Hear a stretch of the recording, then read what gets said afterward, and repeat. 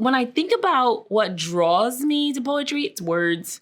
I love words, and just knowing the meaning of words. This might sound kind of weird or nerdy, but when I was growing up, my mom and my dad, they really pushed like learning about history and knowing the meaning of words.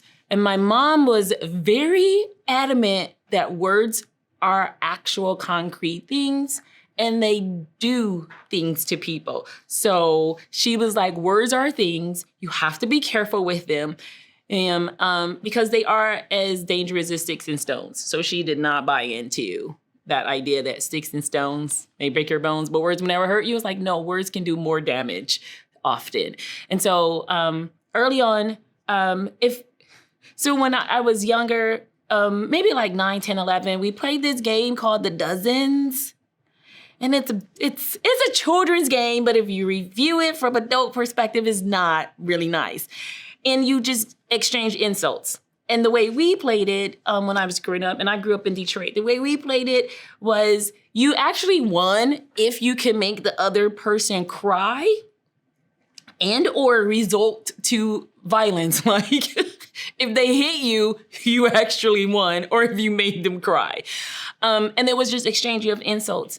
And the insults could get kind of crude. There were lots of your mother jokes.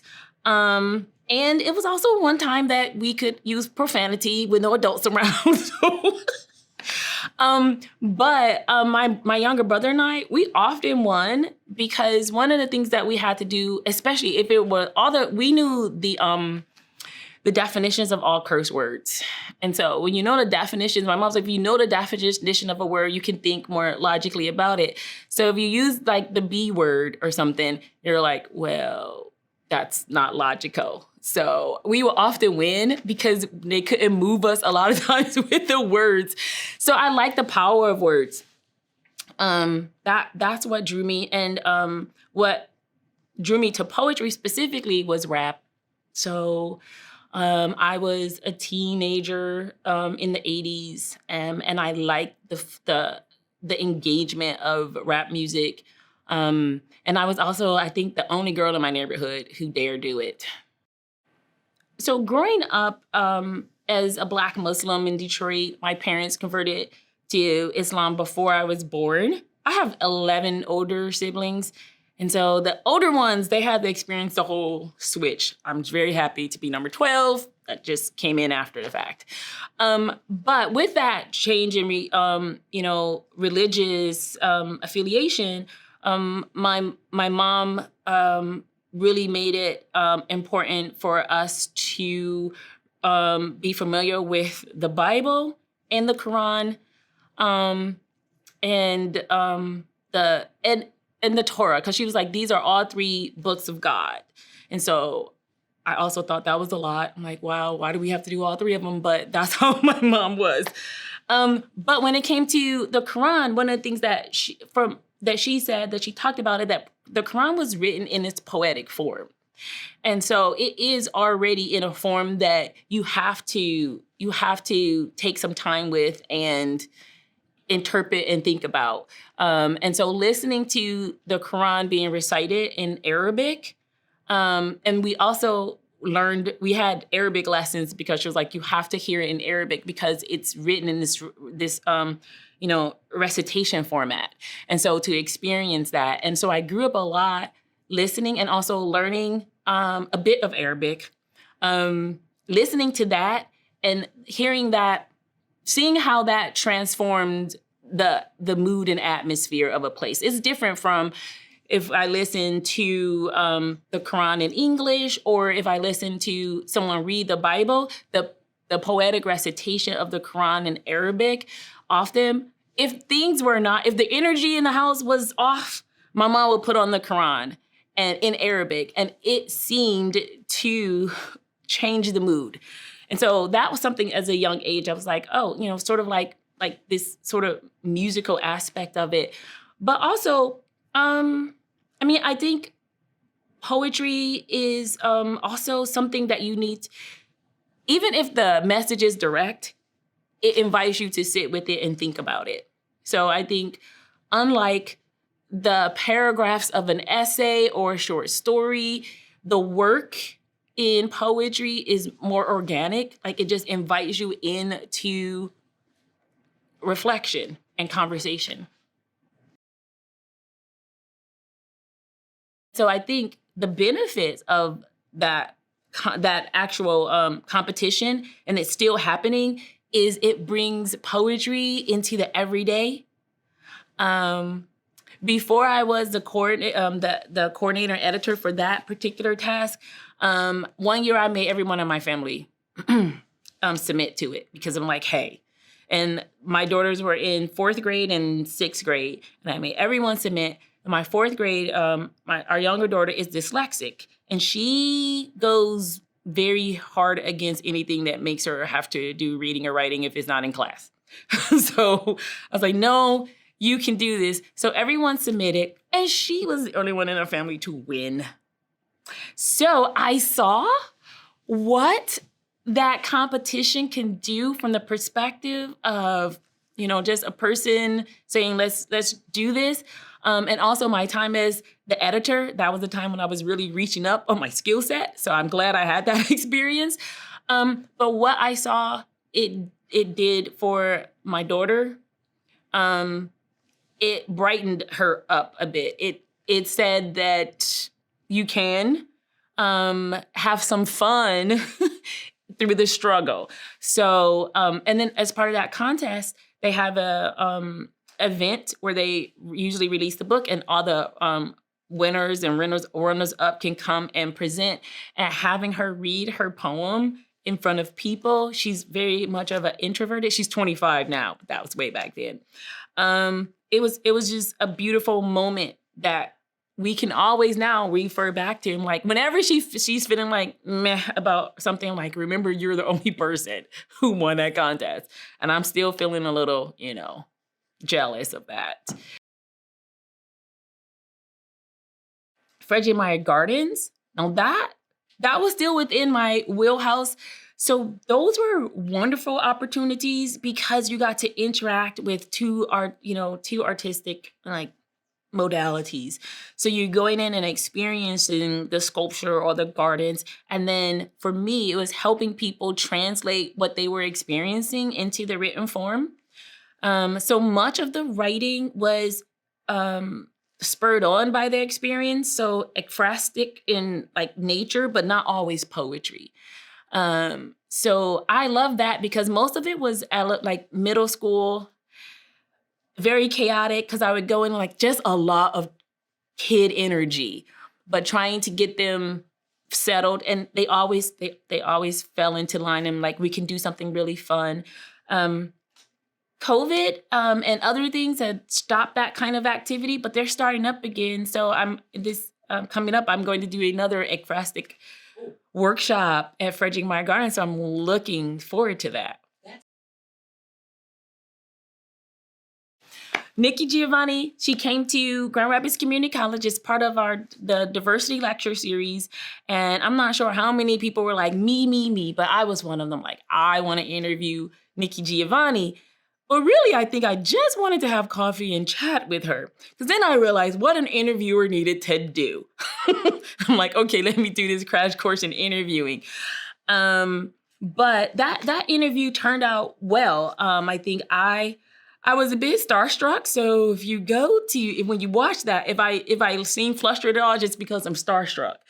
But I read so much about her and her pieces that are very, for me, her work hits me in the brain and in the heart. So I like that combination. And it's just stark and flat out. There's no introduction. There's no warm up. It's when you read her stuff, you're just there. And that goes back to, I think, what I like about the poetic realm is that it just brings you into reflection and conversation. And that conversation, even if no one's there, and that's when seems like that other voice in your head and hey, let's talk, let's think about this. Let me look at the world around me. And I think interviewing Ms. Giovanni was that how we look at the world around us and be part of it. the haiku middle passage exhibit. That's probably the first time in my adult life where my full-fledged dyslexic ADD awesomeness came together in my life. I'm like, just do this thing. So I'd written about 10 or haiku or something, like 10 years prior to that exhibit coming together, which I think was in 2007. So I was like, maybe 10 years before that, I started this haiku. And I was teaching creative writing when I was a graduate student at Penn State University. And I got the chance to teach creative writing class. And I was so happy about it. Again, reaching up, I was like, wow, this is great. And I was very much the poet at that time. And I remember having an exchange with my students. We were doing different poetic forms, and we came to the haiku, and my student was like, this is so elementary. Why? It's 17 syllables. They were just really being bratty about it. And I often, early on in my younger years, I often take on the energy that's around me. And I remember them being so just crybaby about it. I was like, well, maybe this is easy.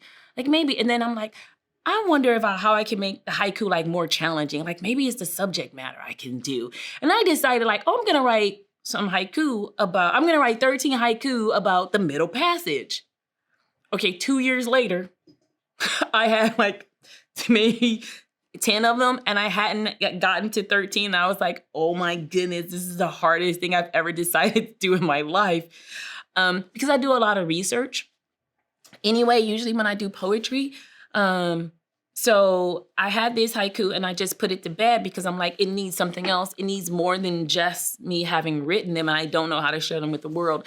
And so around 2007, we were internationally celebrating or commemorating, I should say, the I think it was the 200th year commemoration for when Britain abolished the slave trade.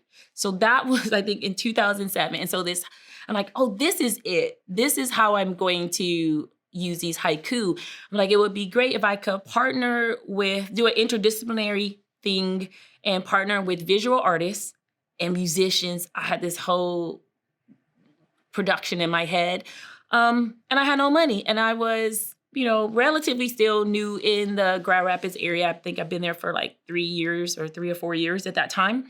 And so I'm like, I'm just going to ask visual artists. And so I sent emails out to art schools, art departments. And I'm like, hey, I have this project. I got a little money to put together the exhibit. And then I got artists from all over saying, yes, we will do this. And so the relationship between myself and the visual artist was that they could pick one of the 13 haiku, which I had to come up with those other 3 haiku, which was hard. But they could pick any one of the 13, and they have free reign for how they wanted to interpret the words in their medium. And so that's how I got the pieces. And then the artists on their own dime sent their pieces to me because I think I had maybe $1,000 or maybe $1,500 to pull this whole thing off. This exhibit, which was at the Grand Rapids Community College in our visual arts department and our art gallery there for like a week. And I had a speaker come in, and that was like the budget. So, but in the process, for me, the transformative moment was seeing what I had written become something else in the hands of these other artists, and getting mail at work, huge crates, small crates, all these things. And it was that point I was like, this must be what Christmas felt like to all my friends who were growing up. Like, this is it. And it was just wonderful. And I had all these pieces. And so, but the idea was to have this conversation across mediums. I didn't get very many musicians, which I understand. They were like, we need some money. So I got maybe only 2 pieces interpreted by musicians. But the exhibit is intended to be traveling. And so I had this grand vision that it will travel to 200 places. And at the end, all the pieces, along with the art the poem would be auctioned off in this symbolic way to commemorate, this moment in our history where we sold people. And then the funds would go to something great to make the world a better place. So I think it's gone to, maybe 4 or 5 places. Right now it's in storage. But creating the haiku itself, and I still call it haiku, even though I know I've done something to the form that isn't, but I just figured I think the first and last haiku of the pieces are in 5-7-5 format, which is 17 syllables. So the first line is 5, the middle line is 7, and then the last line is 5. So the first haiku starts out that way. And then after the revision process, all of the other haiku, I take the middle and start, so they're 7-5-5. Because in my creative mind, I'm like, you can't go through the experience of the middle passage and be the same on the other end. And so that's why I messed with the form. So sorry, haiku purist people, that's what I did. Fountain Street Church, I really appreciate them taking me on as a sponsor. And yeah, it got to go there. And I was just happy that it was there for people to come and see, to be in a space and when Grand Rapids gets so many visitors, that will just have this opportunity to be seen by folk. I do want to add that the exhibit, there is a performative piece to it that I think is one of the things that I really look forward to when it shows somewhere. So this performative piece has the audience come in, the people who are viewing it, they come in and they each get a little slip with a haiku on it. And we do this reading in such a way that it becomes eerie. So that's the best way I can describe it. And I have people like, wow, that was a great experience. So I love what the haiku middle passage is about, and it's still out there. And I think when I retire, I was like, okay, now I'm going to get this thing to the other 197 places. Poetry. I've not ever been a fan of like me participating in slams. I like to go to them and see them. I don't like the competition component of slams but I even entertain like trying to join a team. My spirit just doesn't get excited when anything has to have like, I don't know, the Apollo effect where people have to clap or something and say that's it. But I like the experience of it, and I like performance poetry, which I don't think, are exactly the same thing. So you can perform your poetry without that sort of competition aspect. And I also get in my head a little bit if things are competitive. So I'll get in my head about that, and it's just not comfortable for me. But I love open mics. And I love going to them. When I travel places, I try to find something that's going on in poetry. I like being in open mics in a place that I don't live, because then I can leave and if it went horrible, it doesn't matter because I don't live here. Yes. But I do think there are poems that are written to be heard and read.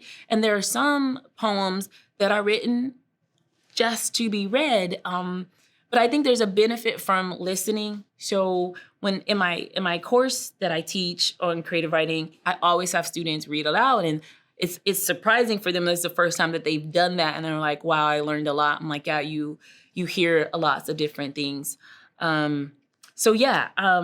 Performing. I do this thing when I go to open mics. If I have a lot of energy, like if I go to open mic and they have a list, and I like to sign up last because I like to hear all the other poets. Sometimes they're singers and things like other people acts or go up, because I take a little bit from everybody that I see and I created something on the spot. And it's just like a great mental activity, and people tend to love it because then they're like, oh, we heard that. And I'll cite parts that I've heard during that day. So I like that creative aspect of this space.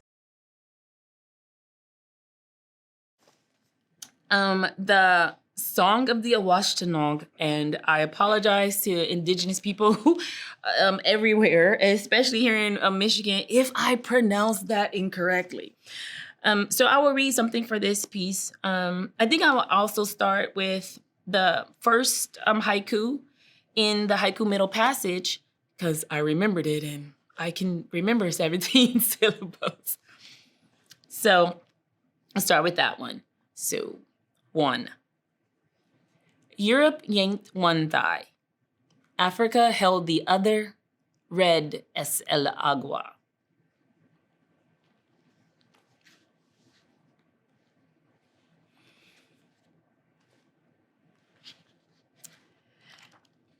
And now from the book. So I have to give some acknowledgments and thanks to David Cope, who put this book together, and he was my colleague at the college before he retired. But he does a really great job of publishing other poets. And as I get to my page here, I also this is the point where, if it's okay, I just want to acknowledge, I kind of already acknowledged my parents for making me look up words. But also, I am published in 2 anthologies on African-American literature. And Ishmael Reed is a Renaissance human being. He does everything. But he put together an anthology, and I'm published in that. And he's one of my mentors. He just writes across the board. And so I appreciate that. And then the other anthology is put together by a former instructor of mine from Penn State, Dr. Keith Gilliard. So I got welcomed into the publishing world by editings of works by other people who recognize that I'm assuming that I had something that was worth sharing. So I appreciate that. So I think from this text, I'll just get to the page. I'm going to read Last Days of a Slow Cooker. And I selected this because this is one my mom liked. So Last Days of a Slow Cooker. Esau brought 13 halal chickens to her house last night. Really, this morning at 6:53 a.m., right after Fajr prayer. She started getting the birds ready for slow cooking over her 50-gallon drum grill. It cost her $80. She still owes $20 to Khadija for helping her buy it. She hasn't taken her medicine today. It makes her feel funny. She washes each piece, feeling the barely cool flesh in every section of her hands, except the fingertips of her left one, an irritating reminder of her stroke last New Year's Eve. She pokes holes in the pieces so the herbs soak in to the bone.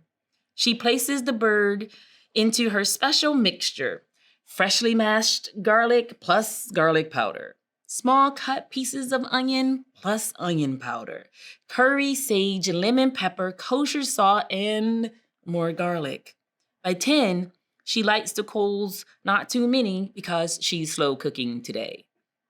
By 11, she and the coals are hot enough to begin grilling. She shifts back and forth from left foot to right foot in front of the grill. She's too heavy for her current health status. Lying each brown in herb section of bird neatly on wire racks, she looks sturdier than the back porch's dirty gray foundation sloping dangerously towards the ground. On the right, it's a crooked house. Slowly, word of mouth walks, rides bikes, buses, cars, and uses cell phones to carry smells of her slow cooking across Detroit. By 1:30 p.m., they've arrived, wordless, except for maybe muffled salam aleikums, and one by one pile food on the small green table. She knows who's been there by what they've left to be cooked. For baking, pineapples, Miriam. Yams, Mustafa. For frying, corn, Malik. Okra, Khadija. Squash, all colors, Elijah. For boiling brown rice, Malika. More corn, Dawood. The steak is Raheem's because there are only two and he knows she doesn't like cooking beef. Convinced mad cow disease is a plot to kill poor people, especially black ones. He leaves only enough for himself with the note. It's halal. She cooks it on a different grill. By 2:45, the mysterious appearance of food stops. After all, we do want to eat at some point today.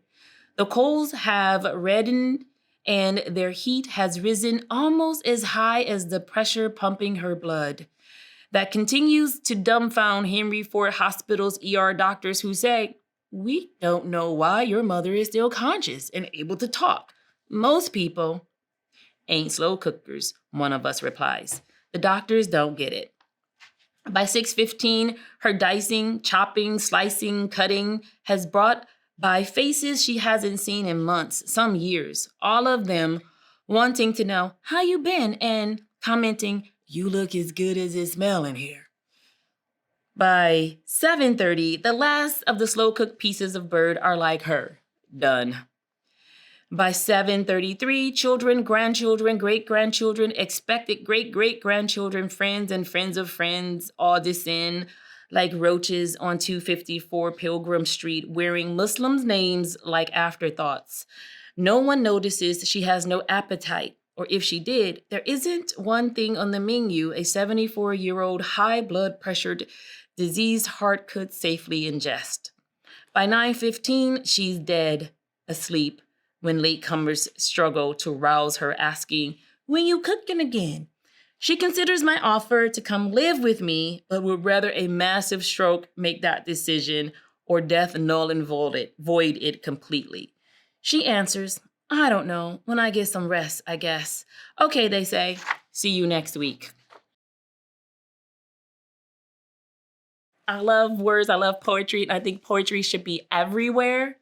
This is not me trying to get out of traditional publication because I welcome that too. But so I had this idea of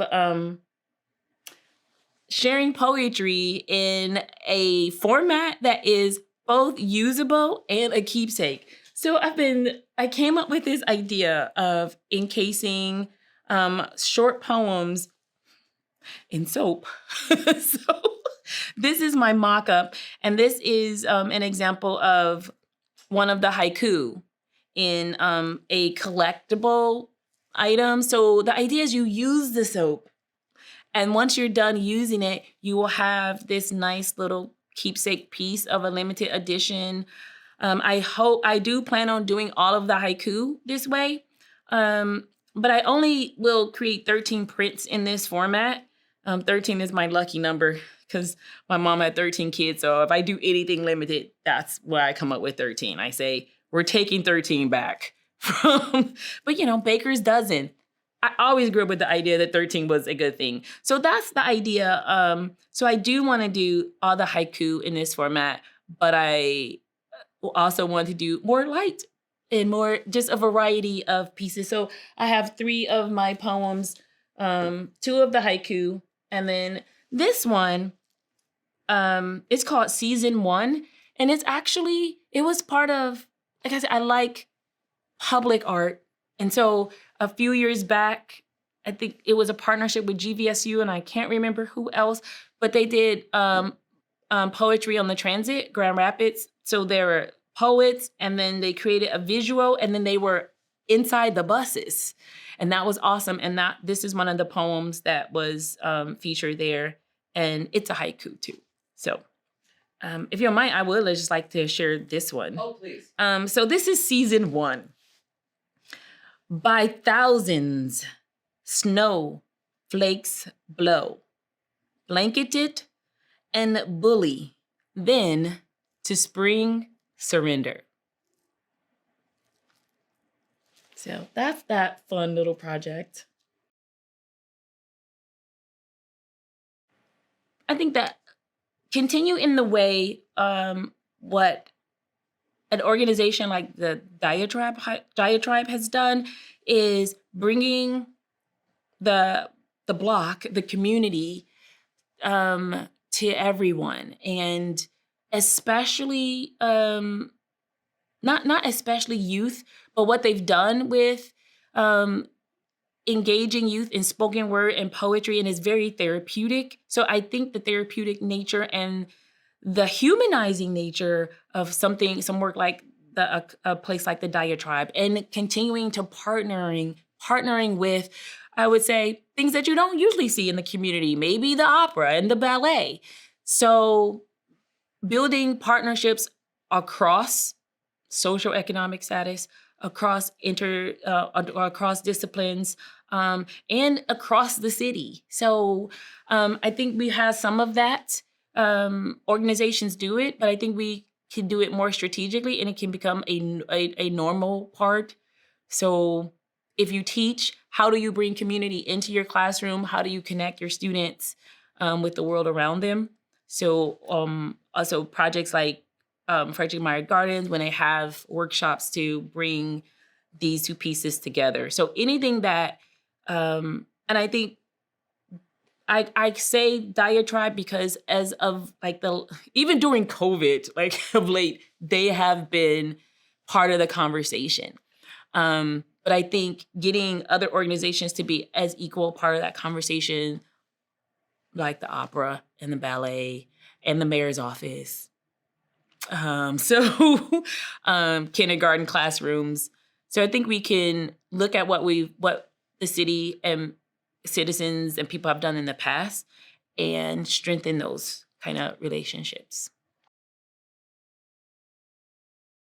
I enjoy teaching. I enjoy being an educator.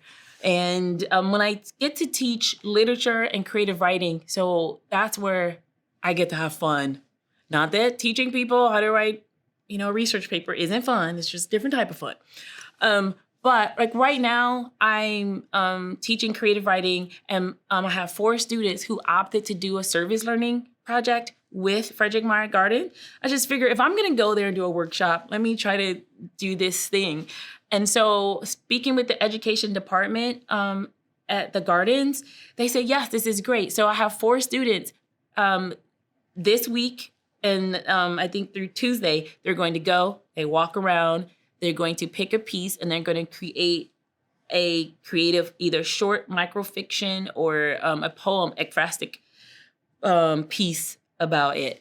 And then they will record it with the art piece is the goal. And then Frederick Meyer Gardens will use that on their social media.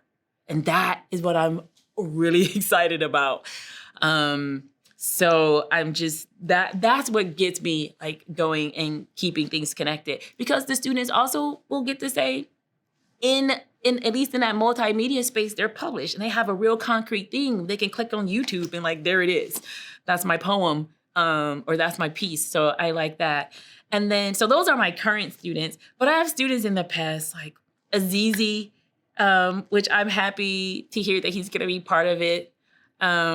He also is he has become like a colleague. So I like having students who become colleagues. So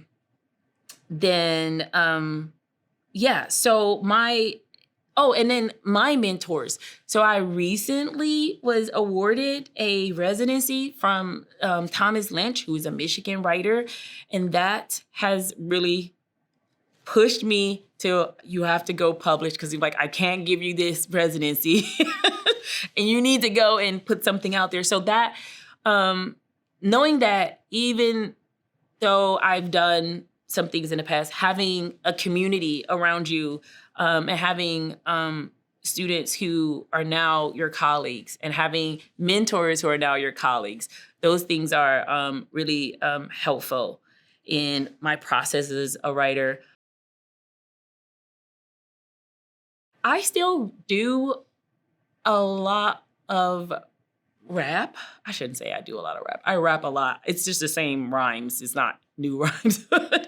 But that is one of the ways that I kind of get through when things aren't going well, I'll make a rhyme about it.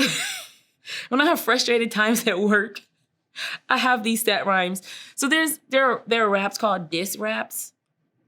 And my students often, and I use this as my teaching secret weapon, because I can get their attention. Like if I can bust a rhyme, then they'll be like, oh, she can do something besides bore us with stories about her family. So I'll use that as my secret weapon. But about 5 years ago, I had a student who just kept needling me and telling me like I couldn't do it. And so I was like, not only will I do it, I'm gonna create a diss rap featuring you. And I did, and that was fun. I think it's time for you to perform a few of your raps. Here. All right, so here's my diss rap featuring this one student, and it was great. It was all in good fun. We had a good time. Him, say what? Him. Mursalata. Yes. I was born with some things to say. So why they wanna come for me? Why they wanna come? Why they wanna come for me? Think about this, hun. Your times New Roman, my font be bold. Your facts alternative, huh? I'm truth be told. So why he wanna come for me? Why he wanna come? Why he wanna come for me? Think about this, son. Well, you go wandering through days and nights. I cross red seas, 'cause I get shit right. So why they wanna come for me? Why they wanna come? Why they wanna come for me? I asked my mom. She said, baby, I don't know. Maybe they don't know that you might get beat, but you come back. Your DNA is built like that, and you're good at what you do. Yep, I'm good at what I do. I'm good at what I do. I'm good. Hun, how good are you? Throwing all that shade. It lasts 4 days, only cools me off while your little light fades. 'Cause I'm good. I'm good at what I do. So why they wanna come for me? Why they wanna come? Why they wanna come for me? I asked my pops. He said, baby, I don't know. Maybe they don't know that you might get beat, but you snap back. Your DNA is constructed like that, and you're good at what you do. Yes, I'm good at what I do. I'm good at what I do. I'm good. Son, how good are you? Say that I'm too old, but I know that's just your youth. Come now. Go cut that baby tooth on something that goes softer, 'cause Mursalata's harder. You started this shit, now you about to get slaughtered. I'm good at what I do, so come for me. So I'm a big proponent of what's called service learning in the classroom. And when I started at the college in 2004, I always tried to have a community component. I didn't know there was a thing like a teaching philosophy around it.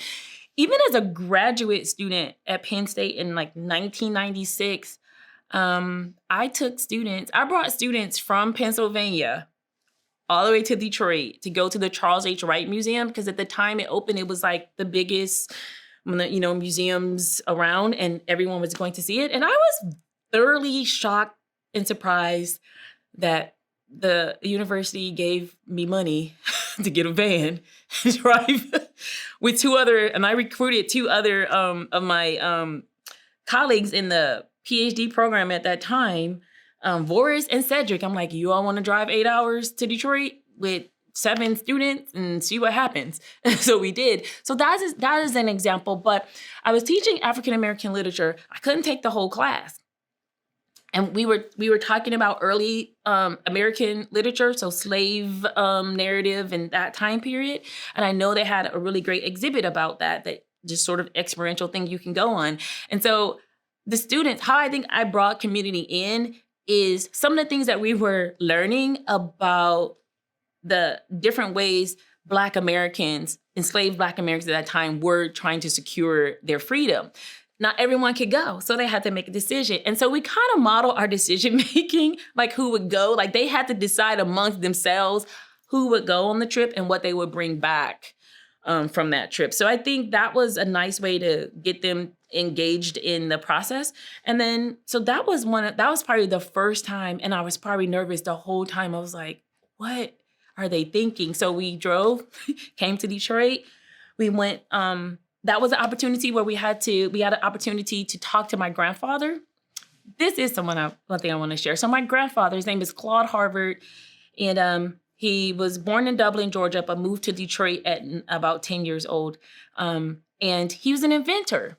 And he never talked to me about like any of this stuff. So it was, I think, in 1988 when of 1994, 5 or 6, when I brought the students there to Detroit.